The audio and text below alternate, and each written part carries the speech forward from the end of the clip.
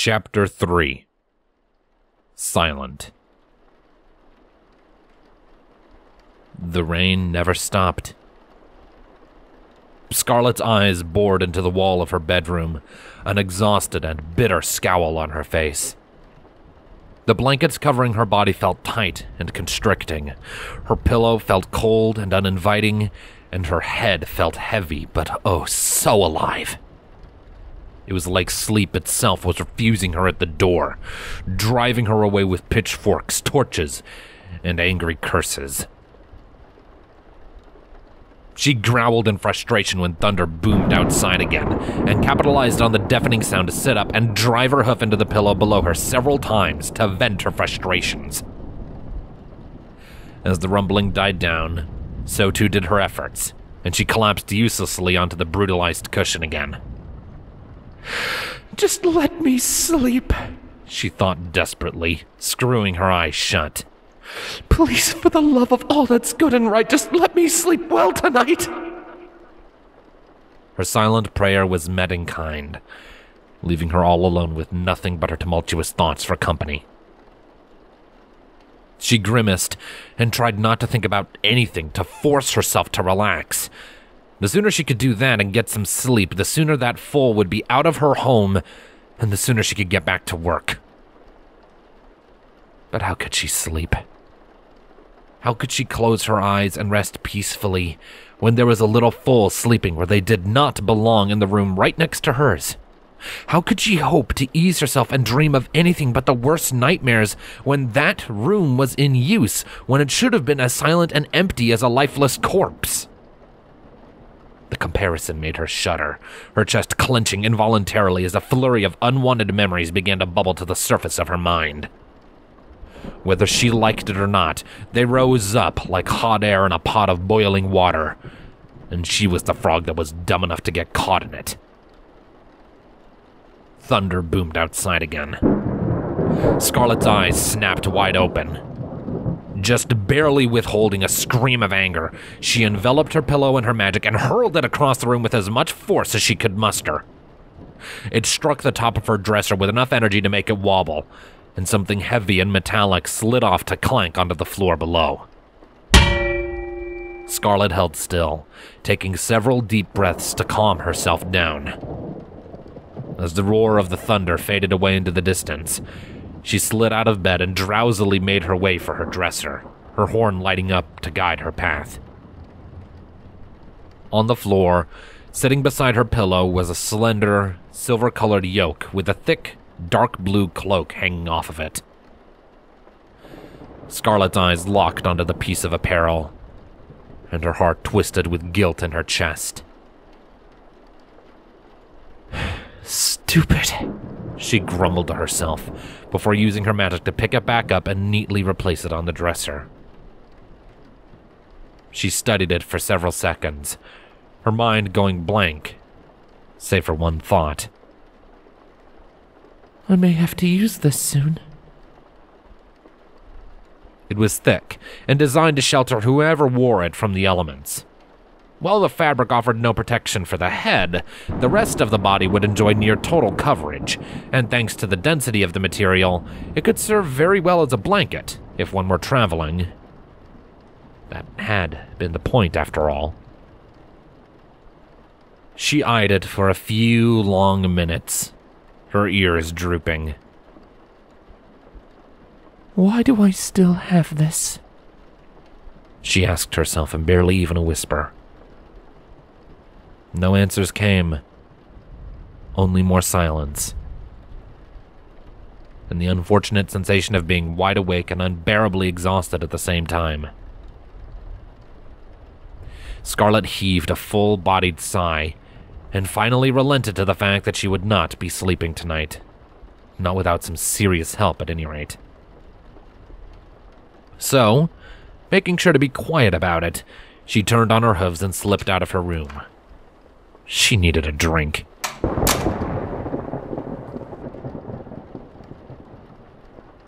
A short time later, Scarlet was sitting in her study again, a glass of wine on the desk next to an open book. It was a history book, one she was still steadily working her way through. Her eyes scanned the pages intently, trying to use a combination of the fascinating subject matter and the wine in her system to drive out her unwanted thoughts. She took a sip of her wine and turned the page. She grimaced when she saw the header for the next chapter. Chapter 14, The War of Retribution. "Of course," Scarlet mumbled under her breath, her eyes slowly starting to skim through the words. Her mind didn't absorb any of them, though. She didn't have to, after all. She had been there. She had lived it. She shuddered, unable to prevent herself from recalling the details. A new king in Talonreach to the east began to oppress and violate anything that wasn't a griffin within his territory, disregarding all sense of morality and restraint. Ponies were ostracized en masse, accused of being witches and warlocks one and all, and any who dared to speak out in protest were either publicly shamed and humiliated, or outright disappeared. It didn't matter if they were griffins either. No creature was safe from that tyrant. Eventually, things had come to a boiling point when Vielsta, another smaller pony nation that had long been a protectorate under Talonreach, was all but sacked by order of the king. They had only just been able to repel the attacking force, and finally, that was the last straw. New Equestria declared war to come to the aid of their kin. A few of Talonreach's larger cities broke away in open rebellion, forming the new kingdom of Freewind, and hippogriffs from the southern kingdom of Eris sent forces of their own to help put down the madman that had assumed the Griffin throne. And Scarlet had been foolish enough to get involved. Her grimace devolved into an openly bitter scowl, and a low growl sounded in her throat. Without even thinking about it, she suddenly slammed the book closed, taking several deep breaths to calm her mind and force the phantasmal screams of past battles back to the past, where they belonged. Suddenly, a series of sharp knocks reverberated throughout the home, making her jump in her skin. Scarlet's ears swiveled to face the noise, and her brow furrowed in confusion. Who in the world could be knocking on her door at this hour? Still bitter from the reminders of her past, and bemused by her new visitor, she rose from her desk and dragged her tired body out of the study and into the entrance hall. With a less than dignified growl, she enveloped the door in her magic and pulled it open, her horn lighting up so she could see the face of whoever it was. Before she saw their face, though, she was already speaking in an impatient snarl. "It is the middle of the night. What the hell do you want?" "That's certainly an interesting way to say hello to an old friend, don't you think?" A smooth, calm stallion's voice answered her aggressive words in a far more cordial fashion. Scarlet blinked and took a moment to actually look at the pony in front of her. He was taller than her by a good few inches, and his body was covered in the form-fitting black and blue leathers that were the signature armor of a Nightblade, elite spies and assassins in service to the new Equestrian Lunar Council. His coat was a muddy gray color, while his swept-back mane was a dull and unappealing shade of blue. His eyes were a striking yellow, and feathered wings, partially encased in more armor, twitched at his sides. After a second, recognition ignited in Scarlet's eyes. "Silent Edge?" she asked in disbelief, leaning forward and squinting through the rain. "Is that you?" "Would any other Nightblade knock on your door?" he asked with a roll of his eyes. Lightning exploded across the sky behind them, and there was no gap between the flash and the deafening blast of thunder, leaving a subtle ringing in their ears. Scarlet winced from the noise. "I suppose you make a point," she said once the rumble had died down enough so she could speak. "Do you want to come in?"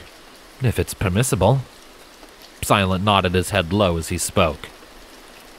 Without another word, Scarlet withdrew into her home, leaving the door open. Silent followed her in, closing the door behind him with barely even a sound.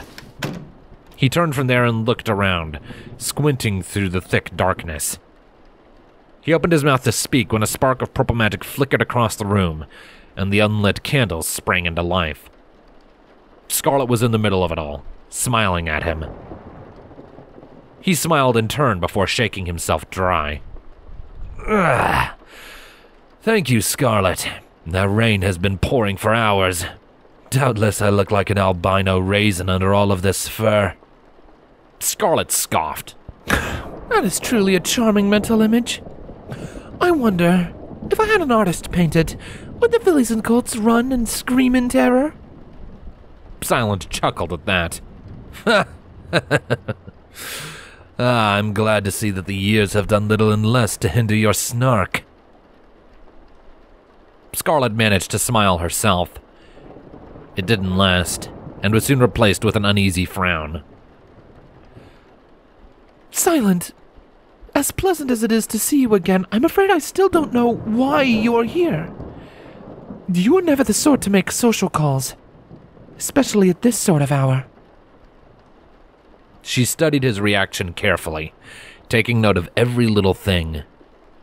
He hesitated for a moment, his expression contorting. He then took a breath and nodded his head in confirmation. Yes, you have the right of it, Frost. I'm here on business, but it can wait for a time.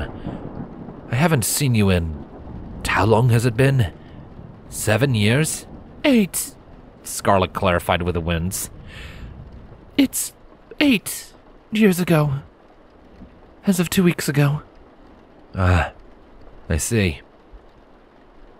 Forgive me, but the dates from back then are all sort of muddled. Silent apologized slowly, lowering his head. And you left so suddenly. By the time I heard that you were gone, I was already swamped with new tasks. It all just blurred together. Don't be too hard on yourself. You were busy. Scarlet dismissed, her eyes briefly darting back to her study. Would you like to sit down in the kitchen? Maybe have a glass of wine? I have plenty to spare. No, but thank you for the offer. Silent declined politely. I must keep my wits about me. On business, remember? Scarlet deflated somewhat but nodded. Of course. How has civilian life been treating you? Scarlet let out a short, humorless laugh, turning in place slightly. Well, I'm not killing creatures every week, so it's a definite improvement from the battlefield, she said, not bothering to even try hiding the resentment and bitterness in her voice. Silent's gaze softened somewhat with sympathy. You always hated fighting, didn't you?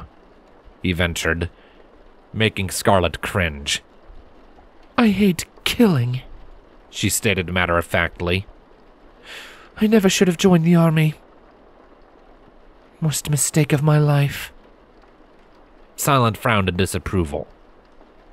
Scarlet, far be it from me to tell you how to live your own life, but need I remind you how many battles were won thanks to your magic? If you hadn't been there, who knows how many more lives the Griffins would have taken before we could stop them? Griffins died in that war too, Scarlet was quick to remind him, her eyes blazing. Griffins who were no different from you or I, save for the banner they were born under. They were defending their home as sure as we were, and to them, we were a horde of warlocks and witches, hells bent on cursing and destroying their entire way of life. Which was blatantly untrue, Silent immediately pointed out, his tone remaining level and calm. Scarlet growled in frustration before taking a long, deep breath. When she was calmed, she nodded her head. Yes, it was untrue, but it is equally untrue to claim that the Griffins we faced were villains any worse than ourselves. Their king started that war with his attack on Viosta, not them. They were fighting to defend their home. Just the same as us. A heavy silence fell between the two of them. Scarlet took one more deep breath before turning away entirely with a shake of her head. She could feel Silent's gaze boring into her back. Scarlet, are you quite all right? I remember you being a fiery mare, but this?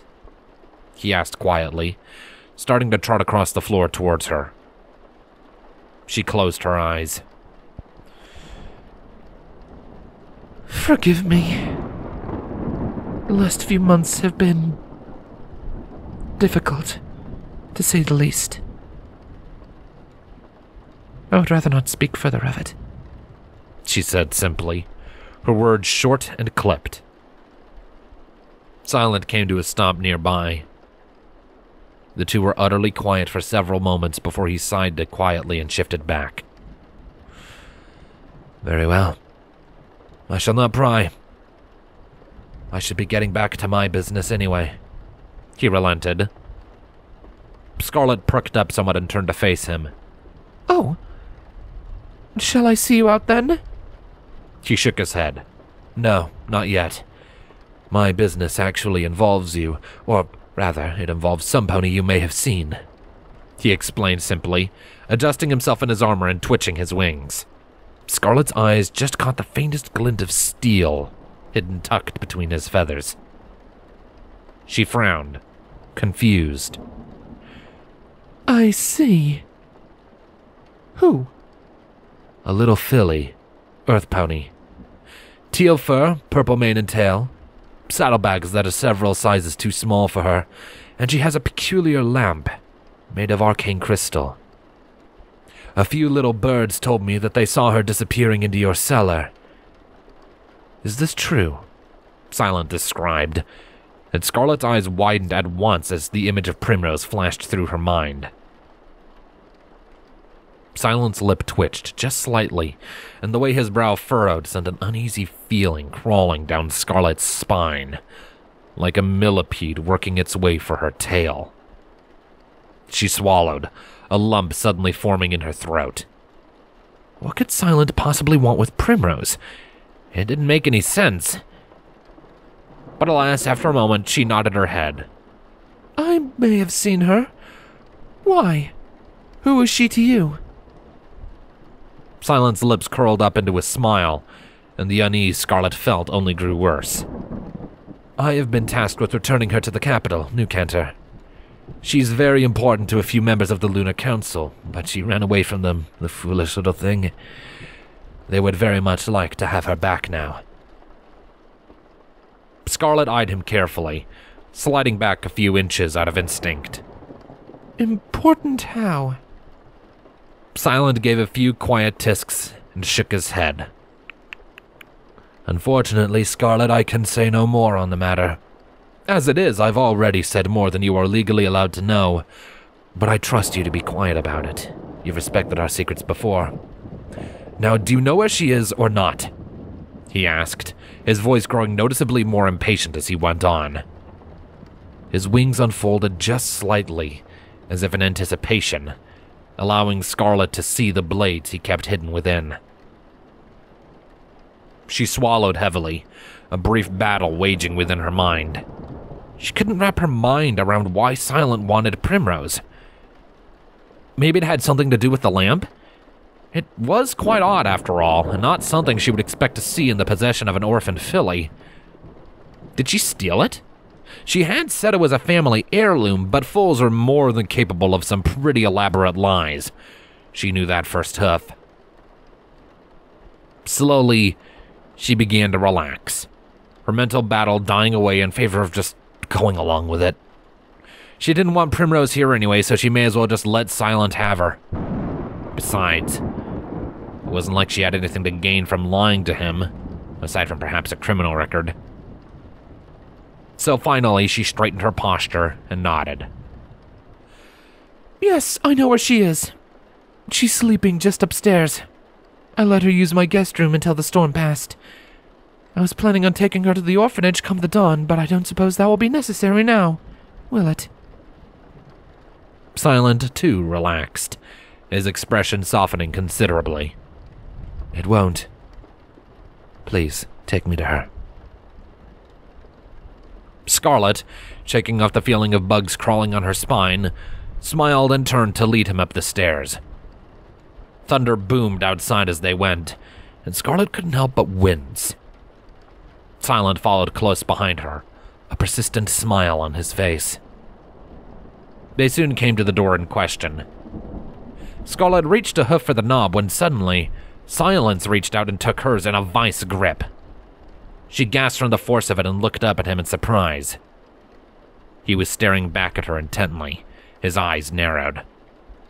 "Allow me," he whispered, his breath tickling the hairs on her face and flooding her nostrils with a bitter stench. Shaken, Scarlet nodded and backed away from the door. Silent kept his eyes on her for several seconds until she was at least 5 feet away. Then, as silent as his name and the night he served, he reached out and pushed open the bedroom door.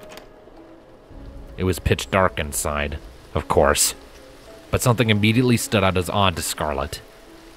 She could hear the rain far, far too clearly. Silent ducked inside, and Scarlet heard him swearing under his breath. Curious, she strode forward and peered inside, her horn glowing brighter to illuminate the room. Her eyes widened when she saw the window across from the door standing all the way open, the curtains billowing in the stormy wind. Silent approached the window and glared out into the rain, a growl of irritation coming from somewhere deep in his throat.